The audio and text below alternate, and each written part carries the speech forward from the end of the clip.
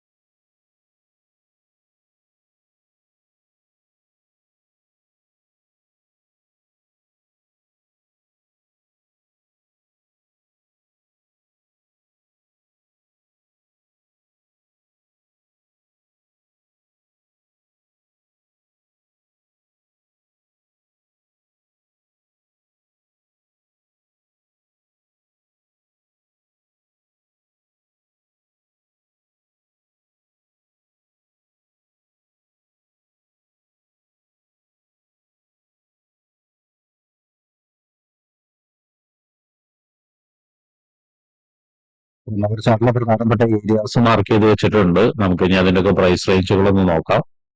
ആദ്യമായിട്ട് താഴെയുള്ള സപ്പോർട്ടിൽ തന്നെ നോക്കാം.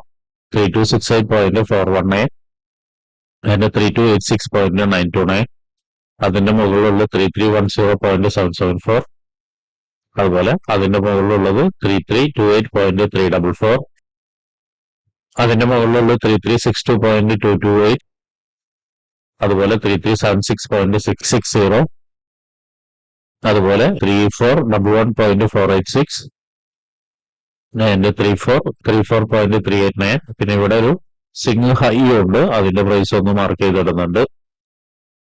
3500 ആണ് ഓൾ ടൈം ഹൈ ആണ് അത് സിംഗിൾ ഹൈ എന്ന് പറയുന്നത്. അപ്പൊ ഇത്രയാണ് പ്രധാനപ്പെട്ട ഏരിയാസ് വൺ അവർ ചാർട്ടിൽ മാർക്ക് ചെയ്തിടുന്നത്. ഇനി നമുക്ക് 15 മിനിറ്റ്സിലോട്ട് പോയിട്ട് എൻട്രി സാധ്യതകൾ നോക്കാം.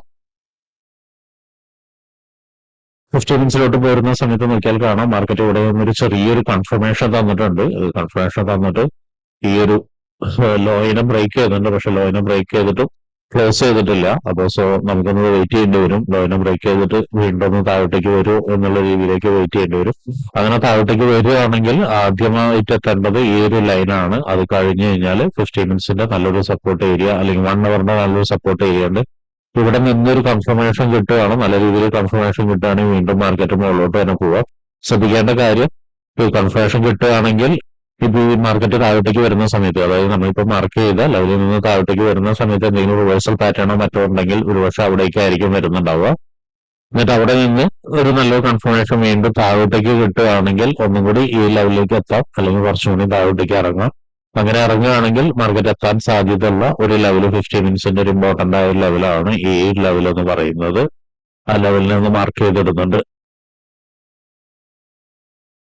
അവിടേക്ക് മാർക്കറ്റ് എത്താനുള്ള ഒരു സാധ്യത കൂടി കാണുന്നുണ്ട്. അതും ബ്രേക്ക് ചെയ്യുകയാണെങ്കിൽ കുറച്ചും കൂടി താഴോട്ടേക്ക് ഇറങ്ങിയിട്ട് നമ്മൾ നേരത്തെ മാർക്കറ്റ് കയറിപ്പോയ ഒരു ലെവൽ എന്ന് പറയുന്നത് ഈ ഒരു ഏരിയ ആണ്. ഈ ഏരിയയിലേക്ക് മാർക്കറ്റ് എത്താനുള്ള അടുത്തൊരു സാധ്യത കൂടി ഓൾറെഡി അവിടെ 1 അവറിന്റെ ഉണ്ട്, അതും കൂടി നോട്ട് ചെയ്യുന്നുണ്ട്. അപ്പൊ ഈ ലെവലിലേക്കൊക്കെ വരുന്ന സമയത്ത് മാർക്കറ്റ് നല്ലൊരു റിയാക്ഷനോ അല്ലെങ്കിൽ നല്ലൊരു സപ്പോർട്ടോ എടുക്കുകയാണെങ്കിൽ നമുക്ക് അതിനനുസരിച്ചൊരു ബൈ എൻട്രി കൂടി നോക്കാം. ഇനി അടുത്തൊരു ചാൻസ് എന്ന് പറയുന്നത് മാർക്കറ്റ് ഇവിടെ നിന്ന് വന്നിട്ട് ഈ റെസിസ്റ്റൻസ് ഏരിയയിൽ നിന്ന് ഒരുപക്ഷെ കുറച്ചു നേരം നിന്നതിന് ശേഷം വീണ്ടും നല്ലൊരു സ്ട്രോങ് ആയിട്ട് ഇറങ്ങാം. അങ്ങനെ ഇറങ്ങുകയാണെങ്കിൽ നേരത്തെ പറഞ്ഞ ഈ ലെവലുകളിലൊക്കെ മാർക്കറ്റ് എത്താനുള്ള സാധ്യത ആദ്യം ഈ 1 അവറിന്റെ സപ്പോർട്ട് ഏരിയ, പിന്നെ അതുപോലെ തന്നെ 50 മിനിറ്റ്സിന്റെ സപ്പോർട്ട് ഏരിയകളിലും അതുപോലെ തന്നെ താഴെയുള്ള 1 അവറിന്റെ സപ്പോർട്ട് ഏരിയയിലൊക്കെ എത്താനുള്ള സാധ്യത ഉണ്ട്. അവിടേക്കൊക്കെ എത്തുന്ന സമയത്ത് ശ്രദ്ധിക്കണം. ഓരോ സമയത്തും മാർക്കറ്റ് എങ്ങനെയാണ് കൺഫർമേഷൻ തരുന്നത് എന്ന് ബേസ് ചെയ്തതിനു ശേഷം നമുക്ക് സെല്ലോ ബൈയോ എടുക്കാം. ഇനി മറ്റൊരു സാധ്യത എന്ന് പറയുന്നത് ഈ ഒരു റെസിസ്റ്റൻസ് ഏരിയനെ ബ്രേക്ക് ചെയ്ത് മുകളിൽ മാർക്കറ്റ് ക്ലോസ് ചെയ്ത് നിൽക്കുകയാണെങ്കിൽ പിന്നെ ടാർഗറ്റ് ചെയ്യുന്നത് ഓൾ ടൈം ഹൈനെ ആയിരിക്കും. അതൊന്ന് ഓർമ്മയിൽ വെക്കുന്നതെന്നാണ്. ഓൾ ടൈം ഹൈ എന്ന് വെച്ചാൽ പക്ഷേ ഡയറക്റ്റ് ആയിരിക്കില്ല. മാർക്കറ്റ് ചിലപ്പോൾ കുറച്ചു നേരം അവിടെ എല്ലാം പ്രധാനപ്പെട്ട 50 മിനിറ്റ്സിന്റെ ഏരിയാസ് ഒക്കെ ഉണ്ട്. അവിടെ എല്ലാം കൃത്യമായി സപ്പോർട്ടും റെസിസ്റ്റൻസും എടുത്തിട്ടായിരിക്കും മുകളിലോട്ട് പോവുക. അപ്പൊ ഇത്രയാണ് ഇന്നത്തെ ഗോൾഡിലുള്ള പ്രൈസ് മൂവ്മെന്റ് അനാലിസിസ്. ട്രേഡ് എടുക്കുന്ന എല്ലാവരും ഈ പറയുന്ന ഏരിയാസിലൊക്കെ മാർക്കറ്റ് വരുന്ന സമയത്ത് എങ്ങനെയാണ് ബിഹേവ് ചെയ്യുന്നത് എന്നുള്ളത് നോക്കിയതിനു ശേഷം മാത്രം ട്രേഡ് എടുക്കാം. ഒരിക്കലും ബ്ലൈൻഡ്ലി ട്രേഡ് എടുക്കരുത്.